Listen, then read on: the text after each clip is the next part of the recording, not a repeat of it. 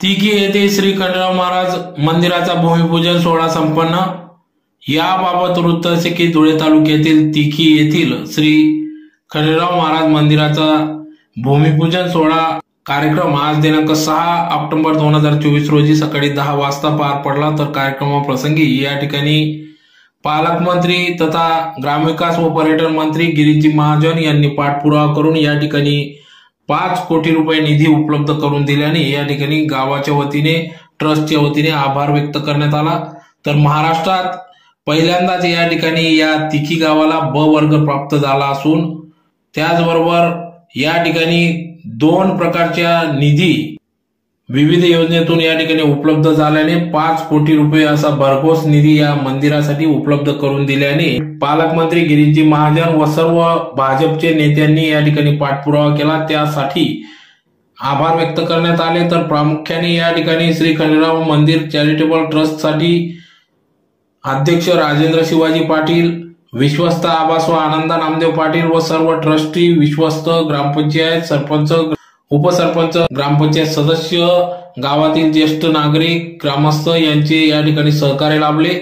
तर या निधी उपलब्ध करून देण्यासाठी श्री खंडेराव मंदिर चॅरिटेबल ट्रस्ट तिकीचे राजेंद्र पाटील व विश्वस्त आनंदा पाटील यांनी आतोनात प्रयत्न केले व आज त्या मंदिराचा शुभारंभ देखील या ठिकाणी उपलब्ध झाल्याने एक आनंदाचे वातावरण या ठिकाणी दिसून आले।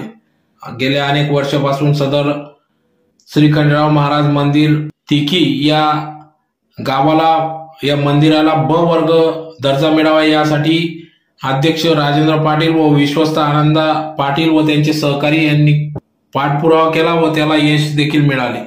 आज या कामाचा शुभारंभ खासदार डॉक्टर सुभाष भामरे यांच्या हस्ते करण्यात आला।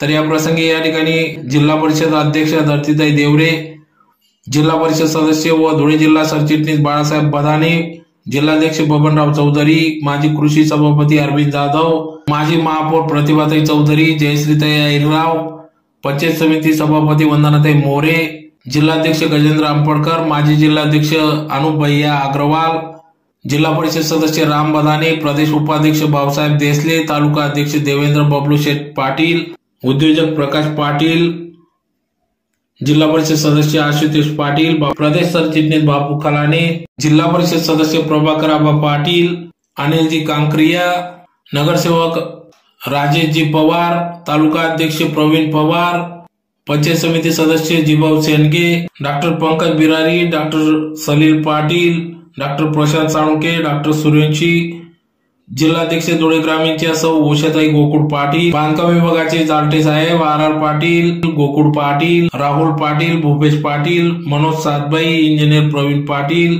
सहकार आघाडी जिल्हाध्यक्ष शांताराम माऊली आदी सर्व मान्यवर पदाधिकाऱ्यांच्या उपस्थितीत सदर या श्री खंडेराव महाराज मंदिराचा या ठिकाणी शुभारंभ करण्यात आला। भूमिपूजन सोहळा पार पडला। तर या प्रसंगी या ठिकाणी सर्व ग्रामस्थ मोठ्या संख्येने उपस्थित होते। तर येत्या काळात लवकरच श्री खंडेराव महाराज मंदिर भव्य स्वरूपात उभारले जाईल व या ठिकाणी सर्व सुविधांयुक्त असं भव्य दिव्य असं मंदिर या ठिकाणी उभारण्यात येणार असून या ठिकाणी भाविकांना राहण्याची व्यवस्था त्याचबरोबर सर्व सोयी सुविधांयुक्त या ठिकाणी मंदिराचं निर्माण होत असून तिकी गावात एक आनंदाचं वातावरण निर्माण झाले आहे।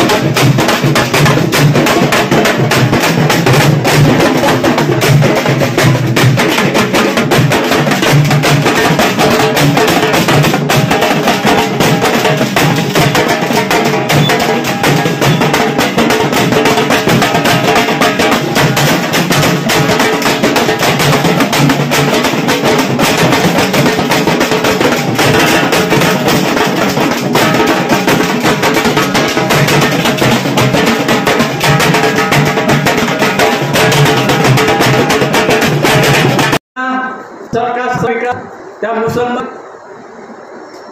महिलांचा 3 तलाकच्या माध्यमातून शोषण होत होतं, त्या भगिनींना प्रयत्न हिताचे निर्णय घेतले, देशप्रेमाचे घेतले, काश्मीर मधनं 300 कलम हटवलं. हे पाप केलं मोदींनी. काय 370 कलम? 1947 ला आपल्याला स्वातंत्र्य मिळालं. अनेक 650 राजे होते, सगळ्यांनी त्यांचं राज्य खालसा केलं, भारत झालंय. फक्त जम्मू आणि काश्मीर झालं नाही. जम्मूच्या मुख्यमंत्र्यांना ते काय म्हणायचे, प्रधानमंत्री जम्मू काश्मीर मध्ये भारतातला कोणी तिथे जाऊ शकत नाही, कुठे जागा घेऊ नाही, तिथे नाही करू शकत नाही. त्यांचं संविधान वेगळं, आपला झेंडा वेगळा, आणि पाकिस्तान जिंदाबाद याच्याकडे घोषणा व्हायच्या.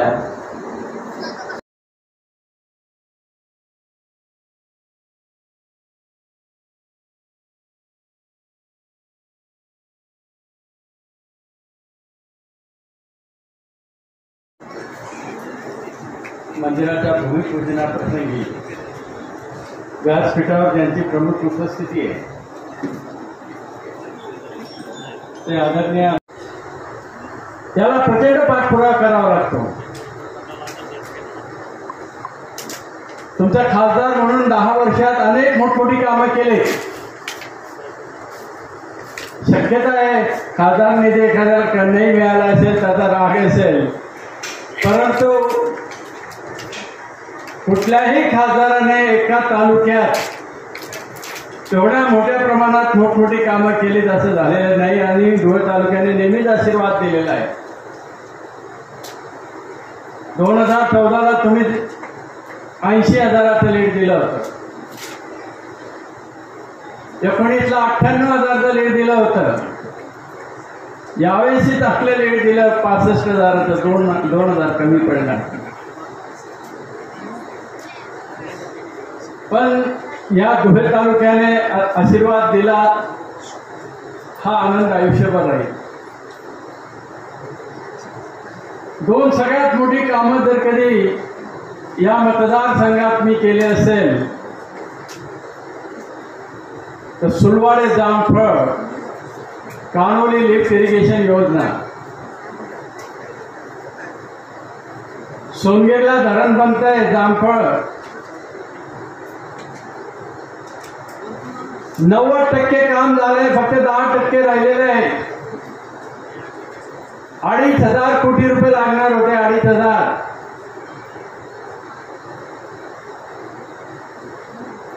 काँग्रेसवाल्यांकडनं 15 वर्षात 1 रुपया आणू शकले नाही.